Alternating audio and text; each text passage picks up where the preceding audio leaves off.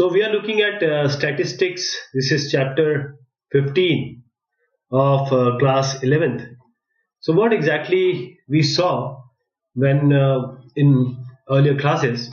So when we collect the data shows something. Data has some inherent properties, and we have represented this data graphically and in tabular form. So there is certain feature or characteristic that is being inherited by the data, and mostly what we tend to see is the representative value of a given data. Say you have 100 values, so there has to be some representation, like a leader in a mob. There has to be a leader. So that leader, or that is called a central tendency here. The value is called the measure of the central tendency. And the mean, arithmetic mean, the median, the mode, all these three, mean, arithmetic mean, median, and mode, these are the measures of the central tendency. So what this exactly shows of the central tendency is, it gives you a rough idea where these data points are centered. But we need to see how the data is scattered, or how much this data is coalesced, or they lie together. So Carl Pearson, he did a lot of work in this field. Just consider that you have two batsmen. One batsman is making these in 10 matches, these many runs he has scored. Batsman B has scored these much. Here we see the mean of A and the median of A and B. These are like this. Mean is 53.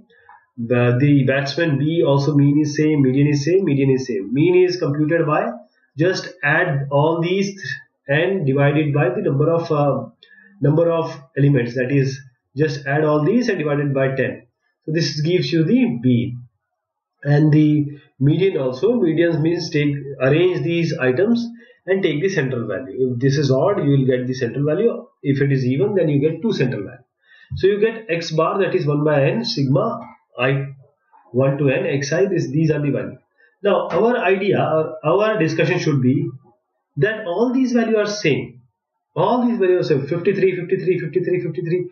Even for median and mode, these two are same. But what does it mean? As I just said before, I can go ahead. If it is odd, you get the central value as n plus 1 by 2 in terms of median. And if the observations are even, you get 2, n by 2 and n by 2 plus 1. So what we were discussing, that all the numbers are 53. That means A is exactly similar to B. No, it's not the case. If you remember that A has made 0 also and 117 also. While the B is pretty consistent, he always make, say, from the minimum is say 46. He always makes some 46 to 60. This is his highest limit. As you see that if we want to plot these scores on number line, this is batsman A everywhere. He is everywhere. While batsman B is located between this 46 and 60. And most of the time he has scored this many number. So it is much closer to the value 53 that was median also and mode also. This is not the case. This is called that these values are scattered. They are centered, not spread out.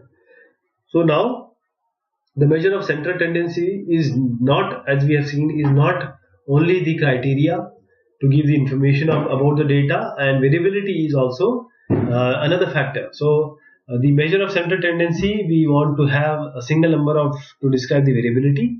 The single number is called as measure of dispersion. We'll talk about this measure of dispersion, and we'll learn some of the important measures of this dispersion, and also the method how to calculate for grouped and ungrouped data. We'll see about that. So what is the measure of dispersion?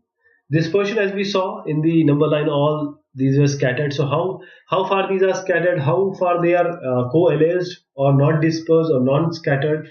This is the measure. This is the basis of observation and the type of measure of central tendency. So there are certain measures of dispersion like the range, the quartile deviation, the mean deviation, and the standard deviation. So in this particular chapter, we are going to talk about all these except this quartile deviation. What is the range? Range. See, batsman A, he makes his minimum is 0, maximum is 170. Range for B, the minimum is 46 he has scored and maximum 60. So his range is 14, but the range of A is quite high. It is the difference between the minimum and maximum value. This is the range. So range of A is quite high than the range of B. Therefore, we see that the scores are scattered or dispersed or spread out in case of batsman A rather than the batsman B, who is somewhat not so much dispersed. So range of a series is nothing but the maximum minus the minimum value, right?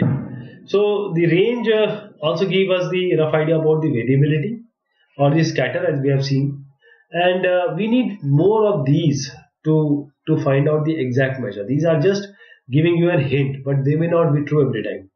And this important measure of dispersion, it actually depends upon the deviation of the observation from the central tendency, that is we call as a mean deviation, or you can call it as a standard deviation. So let us talk about that mean deviation. What means mean deviation? Mean deviation is nothing but you have a central value and all the other values, say this value, how much it differs from here, this is the distance from here, this is value, distance from here, this is the value, distance from here.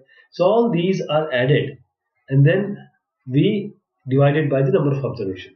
But now if we take care, or if we are not taking the, or not, we are ignorant about the sign, then the value is going to be 0 because sum of deviation will be 0. For that we have a different aspect. We will take all the values, means the central value, all the values from the central value will see the deviation. We'll take the absolute value just to negate the negative sign, and then we'll add them. So sum of absolute values. Now this we have changed, this one, sum of deviations by number of observation, we have changed it to sum of absolute values of deviation from a number of observation. So this mean deviation, this may be obtained from any measure of the central tendency. This mean deviation from mean and median, they are commonly used as a statistical study, right? So mean deviation for some ungrouped data, if we have an observation from x1 to xn, then the mean deviation would be, let us find out the mean, add the values and divide it by the number of observations. So let us call it as A. Take each and every value and subtract it from A from these values. So x1 minus A, x2 minus A, likewise xn minus A, and just drop the minus sign, means take the absolute value and then add them divided by n. So the mean deviation x bar is going to be x minus x bar, that is these are the absolute value by n, where x bar is the mean. And what about median? This is the median, xi minus n. So this is the mean deviation with respect to mean. This is mean deviation with respect to the median. So we'll see this capital M wherever we use this in this chapter. We'll talk about the median. We'll see that this capital M is nothing but the median. So we have to find the mean deviation about the mean for this value. How we are going to find out? First, we'll proceed stepwise. We have to find the x bar, that is we add all these divided by 8 because these are 8 elements and the x bar would be 9. We subtract each value with 9. So 6 minus 9, 7 minus 9, likewise 12 minus 9. And these values are there, drop the negative sign, make all plus, add them, and now divided by the number of observations. So 2.75. This is the mean deviation about the mean. How about the mean deviation about the mean for this data? Similar fashion, what these values says that you can add all these and divide it by 20 because these are 20 number of data. So 20, these addition divided by 20, so x bar comes to 10. Subtract each value from 10, okay, and take the modulus and then add. It will be 124. Just divide 124 by 10, you get 6.2. This is the mean deviation with respect to this mean 10. How about this? The mean deviation about the median. So you have to compute the mean deviation about the median, not mean, but this time it is median. So these are the value. So these are the number of observation. If you count them, they are actually 11. So you'll get the center one, 5 here, 5 here, sixth one you'll get. So it will be computed like if you want to, if you really are not aware that which value to be taken as median, arrange them properly in the ascending order and take the 11 plus 1 by 2. These are 11 numbers, so 11 plus 1 by 2, because we'll get the center one, that is the sixth observation, which is this one. So this is our center one. Now take each value and subtract it from 9 and find out the negative value you can just get rid of. These are the value, add them, just add them and divide it by the number of observation, that is 11. So 5.27 is your mean deviation with respect to your median. So this was the first part we have seen in the statistics. We'll be taking more of these. Till then, thank you so much. Take care of yourself.